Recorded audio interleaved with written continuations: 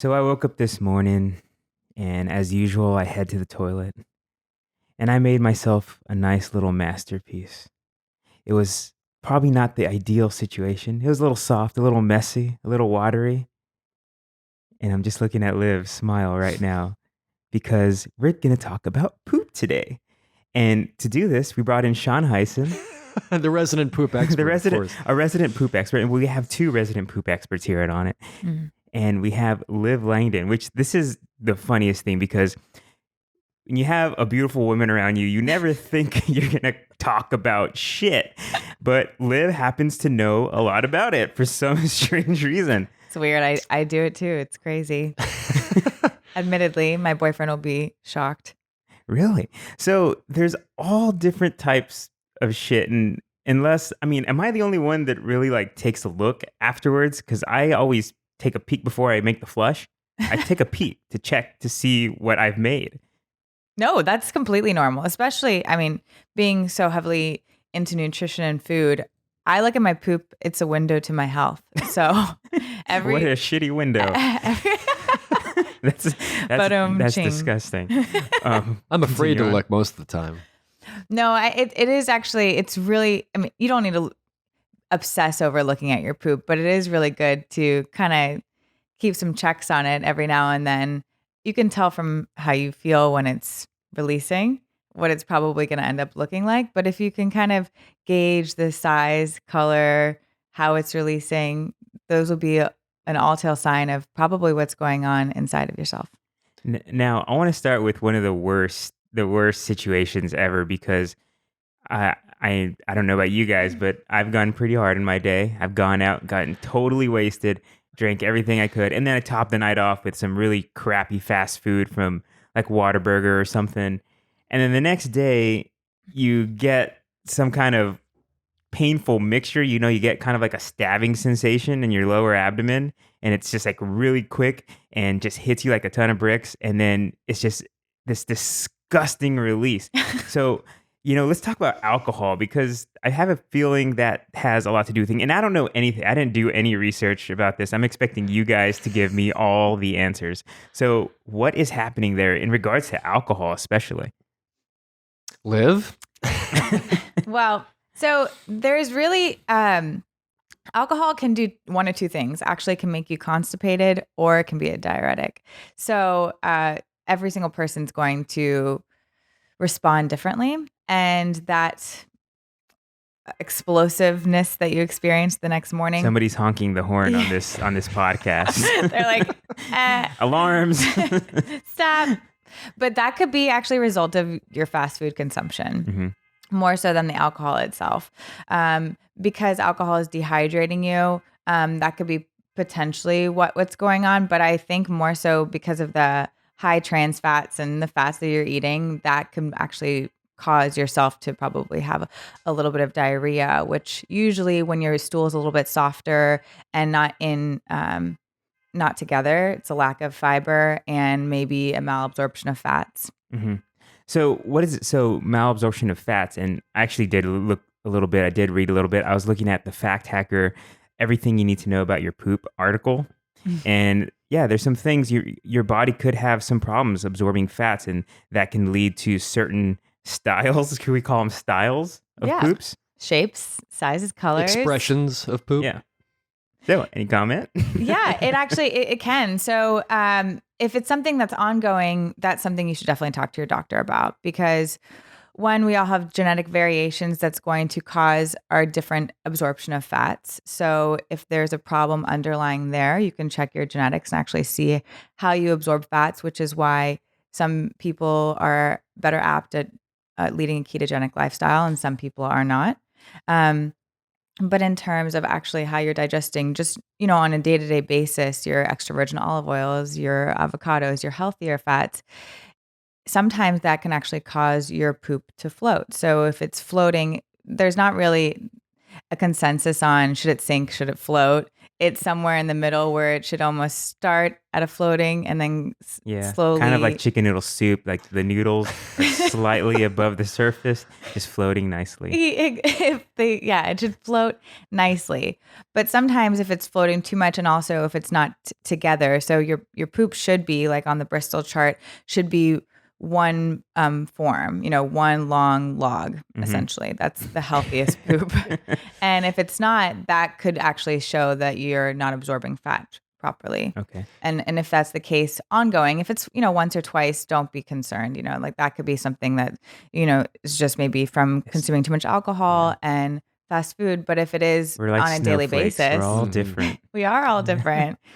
Yeah, I was going to say we should try to define the perfect piece of shit. So it's a nice long log-shaped object, dense, dark. Is that what we're talking about? Yeah, brown, not black. Black could be... It sounds like you guys are describing what I look like. I'm kind of offended a little bit. Long, dark. Tall, dark, and handsome. Not you're not tall enough. That's how you know it's not you. I'm not optimized enough for shit. So let's define it. Okay. Enough for that. So I'm looking at the Bristol stool scale right in front of me. Bristol Palin stool chart. Yes. And this is the all-tale sign of what your poop should look like.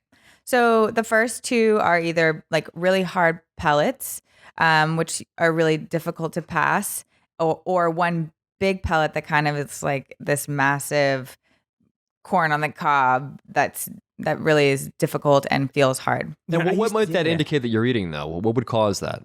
So that generally shows that you're dehydrated. Okay. So for the most part. What's funny? When I was a kid, because I never drank water ever, I would just drink sodas all the time. That would happen to me all the time. And I didn't even know anything about this, but I was like, wow, this is kind of like corn on the cob.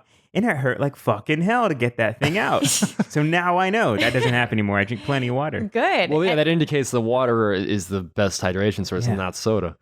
And you also, it shouldn't be hard to go to the bathroom. You shouldn't have to sit on the toilet for 20 minutes for something to come out. You should know when it's ready to come out, and it should be fairly easy. Here's the thing also is like nerves. If you're anxious or you're nervous, things change. And like before a soccer game, I probably shit maybe 2 or 3 times. And because I'm just so freaking like amped up and like nervous about the field. Is there anything I can do to fix that? But the opposite is true too. Some people, when they're nervous, they cannot go to the bathroom like at all. Like when you travel, right? Unless you have like a safe place. Yeah, some people have phobias of going to the bathroom in the airports, which is totally normal.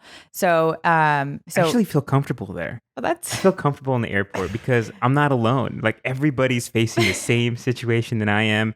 Like the guy next to me, like, he's feeling the same things as me. And great thing, I'm never going to see these people again. So that's actually one of my favorite. And I discovered this when I was flying into Chicago, and it was not the ideal situation. There was, I think, a dirty old condom on the toilet paper roll. And I remember this in Chicago. No offense, Chicago. I think it was Midway. It was like a fucking baby's diaper. Like the airport sucked.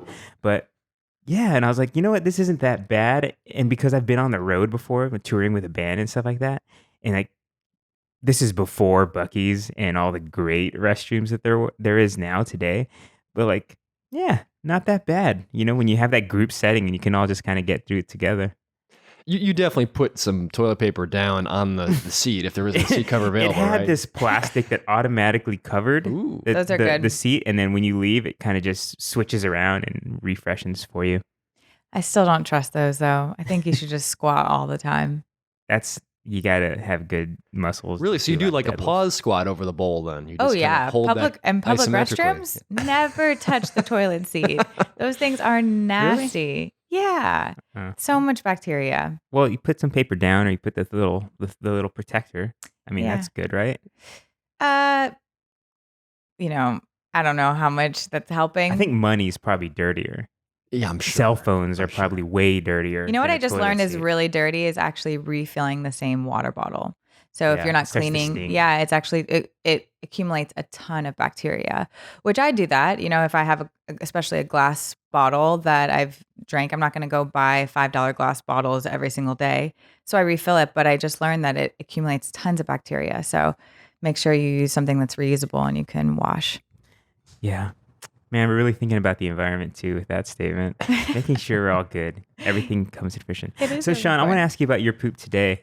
I've been dying to talk about it. Yeah. Because for those that don't know Sean, he is a robot when it comes to his diet. He messes up here and there, and he goes hardcore every once in a while. But during the week, especially, he really sticks to it. He has maybe one, sometimes two Tupperware bowls, and he's locked down. So he's facing the ideal diet. So I'm interested to know, what's the picture you're painting? Well, most of the time I'm pretty regular. I form logs of the shape and color Liv was describing before. They're nice, like Little Landos, yeah? Florida swamp logs, Okay. So Liv knows what that's about. And but yeah, if I have a bad night, what I did learn a while ago is if you see like an oil slick kind of film on the surface of the water in your bowl after you shit, You're really investigating. well, no, I mean, let's get it all out here. Let's tell the truth. Literally. If you see that kind of oil slick, I mean, what is that? Like oil is like a type of fat, right? That means you probably have too much fat in your diet, you're not absorbing it properly, and that's showing up in your crap. So that you might want to dial back the fats that you're eating if you see that to be the case. Does that include the healthy fats too as well? I think so, because everything? it's an excess, right? It's an excess of anything. So even healthy fats can be taken too far. Is that why, like, if you're not used to MCT oil and you like have way too much too quickly, you kind of that happens? Yeah, that really all depends on how you absorb fats. Yeah, the first time I had MCT oil is It does have a bit of a diuretic effect. So you want to start with 1 teaspoon at a time. Well, you're right. Maybe it's an absorption issue. It may not be the fat itself. It's just there's something wrong with your gut wall right now that you're not absorbing the fat like you should. And that goes into, the health of your microbiota, which is all of your bacteria in your gut. So how fast stool passes and is released is dependent on how much nutrients are being absorbed. And so if it's passing too fast, that means those nutrients aren't really necessarily being absorbed, and then you're releasing them. So that's an issue with your digestion. Interesting. That makes sense? Yeah, it makes sense. Yeah. How many times a day should you take a shit? I mean, is more than once a day is cause for concern? Well, 30% of people don't do it at all in a day. That's a cause for concern. That used to be me. What they've labeled constipation as is if you go less than 3 times per week. To me, I think a healthy individual should go once per day, but that's not a cause for concern by our country. It also depends on how much food you eat, though. If you're, a big time fitness guy and you're working out a lot and you're eating a lot to support that, you're going to go more frequently. Yeah. Hopefully, and if you're not, then you've got a problem. Yeah. One of my favorite things is coffee in the morning because I feel like coffee just really sets me up well. Everyone has their routine, and if some people, I feel like men have an easier time to just get up in the morning and just take a long, nice trip to the bathroom. Yeah, you get up, you scratch a little bit, get your scratchies in, and then you go to the bathroom. Yeah, it's great. And I don't know as many women who have that same routine, but a couple things. You don't scratch yourself when you wake up? I don't scratch myself, and I don't make long trips to the bathroom in the morning. Just, in case anyone was wondering. But anyways, so there are a couple things that do help. And one is moving. And I know that's really simple, but if you can move in the morning before eating breakfast, it has shown to really help your going to the bathroom. So that could be something as simple as taking a 10 to 20 minute walk or going to a yoga class. If you're ever in a yoga class, especially in the evenings, and I've, been to a few, but, you hear people farting, passing gas, and automatically my That's brain. why I don't go to fucking yoga. No, but that's why I don't fucking go because that's fucking disgusting. I don't want to be breathing in fucking the innards of somebody else while I'm in a hot, steamy room, bent all over the place. That's why I don't go to yoga. In front of you. But all I could think about is, man, that person's having issues with their digestion because, obviously, farts are natural, but once you're kind of contracting your muscles in your lower abdomen, which is what yoga is teaching you how to engage your core muscles. And once people are starting to do that, it's like, oh, immediately a fart comes out. And I'm thinking like, oh, wow, they don't have too much control over their lower abdomen outside of yoga class. But let's say we can do that, have that control, contract those muscles early on in the morning. And maybe that actually is going to help release yourself. Because sometimes we're so tense that we don't even have control over those muscles until we hit a yoga class or get moving. Yeah. When you guys were kids in grade school, that was the scariest thing ever. Is like, oh my God, I hope I do not fart in class. And I was like, I'm not going to try to go take a shit at school. I mean, did you guys have that same thing? Or am I a small percentage? Are you still going to schools to take your shits? That's kind of what it sounds like. Well, the toilets are the right size for me now. So I have trouble here. I can't touch the ground. But, was that a thing you guys ever faced? Yeah, I have a tremendous anxiety of public bathrooms of any kind, so I try to keep it at home as often as possible. Yeah. Even here, I mean, the ladies got a nice setup here at On It. The Have you ladies been got. to the ladies' bathroom? I haven't been in there, but I know you guys have way better accommodations. And the men, the men basically have one room to go to. And yeah, if you don't get that room, I don't go. Yeah, when you pass that bathroom, you know when some man has gone to the bathroom because You it can stinks smell out of in the that hallway. hallways. And that's not me Jesus. because I don't go there. On the subject, let's talk about the smell of your poop. Yes. Because poop obviously is supposed to smell, but if it's horrendously bad, that's an issue. Like, if it's out of the ordinary. So of course it's going to smell and, you can take care of that and that's fine because obviously what poop is it's just the undigested materials leaving your body, all the bacteria. But if it smells too much, it could be a result of like over fermentation potentially. Maybe if you have like, let's say you're prone to have skinny poops. That means that basically in your digestive tract that you have fecal matter that's stuck in your intestines. And when that's released, then that's been built up there over time. So that's going to create this nasty smell. So potentially, you can have a bigger issue there. So obviously, there's some things that we can talk about that can help you release not only, all your poop and make sure that you don't have anything building up in your intestines, but and make sure that you're digesting properly. Same thing like with, digesting your fats properly. What causes that to lodge in the system like that? Is it just a bad diet? Yeah, it could be a result of certain nutrients. It's a result of trans fats and things that we can't actually digest. So obviously artificial dyes and sugars and chemicals are in all of our processed foods, and we don't really have a lot of enzymes to break those down, so it's harder for our bodies to break down. Also, it could be a result of dehydration, not enough fiber in your diet, soluble and insoluble fiber, the state of our microbiota, so our bacteria in our digestive systems. All of the majority of our nutrient absorption is happening at the very end of our small intestine. So if food particles don't get to that point, if it goes too fast past that point, or it doesn't go really get to that point and breaks up on the walls, we're obviously not absorbing our nutrients, and then it's going to result in a nutrient deficiency. Wow. That's a lot of information. So do you have like a comeback plan if you have like a bad experience in the bathroom? Like what are the comeback? What's like with the I'm 3-step? coming back, baby. What's the 3-step process to getting back on track to being regular again? Do you have Maybe something it's like two that? steps. Maybe it's 2 steps. Could be. It's probably going to be more than I actually. Define the magic poo. The magic poo. Okay, so one, water, utmost importance. Whether you think you're hydrated enough, Does it possibly be overhydrated? I mean, yeah, if you drink too much water, you can die of chugging too much water at one time. Besides death, I mean, in regards to fecal release.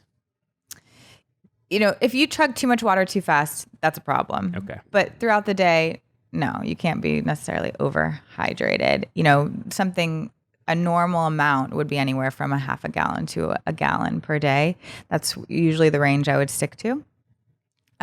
Carbonated beverages with artificial dyes, colors, or just, no dyes or colors and just carbonated, like LaCroix, which I love LaCroix, but I do know carbonated beverages affect our good bacteria as well. Crap. Yeah. So, you do want to make sure that you kind of I limit drink those. Probably those bubbly waters all day long. Wait, why is that? not good for you? The bubbles are killing the bacteria? Yeah, actually it's shown, I wish I could speak on this more, but I was listening to a podcast, I can't even remember, probably Dr. Rhonda Patrick because I love her. But they said that carbonated beverages, affect our microbiota and they kill some of the bacterias.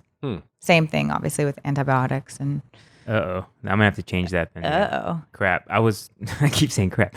I just pretty much almost exclusively drink the carbonated water now because I just like it so much. No, you But- should drink some. You should drink regular Well, what about water as well. kombucha then? Because that's carbonation and it's good bacteria, right? Yeah, Does that but- cancel out? But it's not that you're getting. No, it doesn't cancel out. The only thing that would really be counterintuitive is if you're drinking kombucha that's like super high in sugar, that's feeding yeast. But no, it's not like you're lending your hydration to kombucha, so you're not drinking kombucha all day long. It's just that too much carbonation is not good for you. So other things I would look into. One thing is that I think is completely underrated is magnesium. So in the American diet, we have tons of calcium from our dairy products, consumption of milks or cheese or yogurts, but we don't take in enough magnesium, and magnesium, I think it's about 80% of Americans are deficient in magnesium. So I take a magnesium supplement and it has many purposes. One, it helps you sleep. So I take it before bed. Another thing that it does is it helps with your muscle cramps and recovery. So if you're working out really hard, it's a great supplement to take. And then the third one that I've noticed just as a byproduct is it does help with constipation and going to the bathroom. So there's this product that I love called Natural Calm, and it's just a drink you put into water before you go to bed. So it helps with your sleep, helps with your recovery, and helps you go to the bathroom in the morning. And I've noticed that it does help with that right when I wake up in the morning, first thing.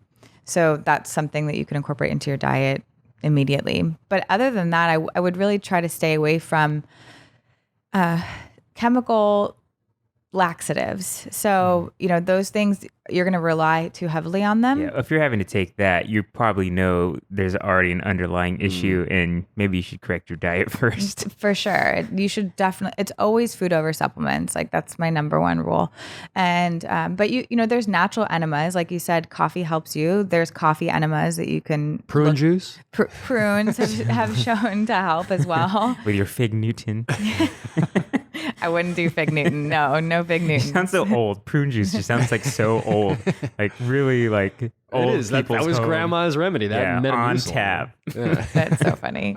Yeah, but coffee is shown to help, but it's also coffee and tea are have a diuretic effect, but they also dehydrate you. So if you do drink tea and coffee, you want to make sure you overconsume water then to make sure you balance that out. Okay. Let's talk about positioning, because there's products on the market, things like the squatty potty that exists, and that's meant to put your knees up really high. I can't use that thing. And then people like in India and stuff, they don't even have a toilet bowl. They just go in a hole in the ground.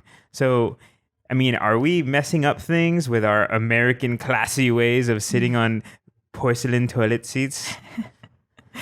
Okay, so squatty potty has actually shown to help. I haven't used it myself, but apparently, that's what our bodies are designed to do. Before we had toilets, what did we do? We squat. We went to the bathroom and in a squat position. And I also think that what that does, it helps to relax your lower abdomen muscles. So another thing that you can do if you are on a toilet is it's been shown to help if you bend forward just slightly and then massage with your hands your lower abdomen yourself. So kind of between where your hips are and your lower abs, and just massage it gently and kind of give your body a break a little bit and just be like, it's okay, body, you can go now. Or just eat a salad. You don't have Just have a to salad. invest in the squatty potty. We can just go get a salad and clear this up much quicker. And then also, a couple things while we're on the subject of salads. Everybody's like, okay, eat vegetables, eat fruits, anything that's fiber rich. But, we should talk about a little bit of what kind of foods we can eat and what we should be eating. There's been a little bit of controversy I've read over eating the skins of fruits and vegetables. Mm-hmm. But I don't have an issue with it. Like potato skins, for example, are supposed to be toxic in nature. But, I think that they're fiber rich and I include them in my diet. So I wouldn't say to stay away from them. The skins are where the majority of the fiber is. So, fruits and vegetables, load up on the vegetables. Obviously, if you are trying to reach your daily intake of fiber and get it only from fruits, that's a ton of sugar. So I wouldn't say only rely on fruits. Make sure that you eat primarily vegetables with a little bit of fruits as well. And then there are some other things that you can incorporate, like that contain inulin. So dandelion greens are really What's that? fantastic. The different dark greens you can Oh, okay. incorporate. So Okay. instead of just having spinach salad or kale salad, incorporate dandelion greens. That would be fantastic. Same thing, I would always say that as a rule of thumb with salads, try to vary your dark greens as much as possible, like with collards or beet greens or watercress or arugula, and try to, vary it as much as possible. Dark greens tend to be very bitter, though. You're a chef. Can you give us some tips on how to make them a little more palatable? Yeah. Any acidity will kind of break that down a little bit. So generally for a salad dressing, rather than using a dressing that you're just going to buy off the shelves, make your own. And that can be just a simple combination of an extra virgin olive oil, an avocado oil, even MCT oil can be in a dressing. And then pair that with an acidity. So lemon juice, lime juice, vinegar, a white balsamic vinegar, an aged balsamic vinegar, and then fresh herbs, salt, pepper, and then whisk that up. And that acidity will help break down the bitterness. See, everybody's hungry again now that we got off the topic. Everybody's Ooh, like, what's for oh, lunch?" wow, okay. I want some trans fats. I don't know about you guys. KFC open? No. Yeah. So if we want, we can go over some more like foods, because I think that's what Yeah, people absolutely. have a hard time with the most is like, okay, so now what do I do if I'm constipated? So many people have issues with constipation, and people are embarrassed to talk about it. And Yeah. I've had tons of friends reach out to me and be like, okay, so what should I do? And girls specifically, they rely on colonics, which like colonics, you shouldn't be using them unless you have an issue. Water being shoved up your butthole. Ooh, It could be too harsh of water.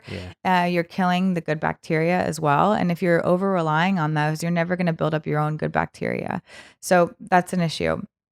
So really start with looking at your diet before going to colonics or going to enemas or going to laxatives or anything else.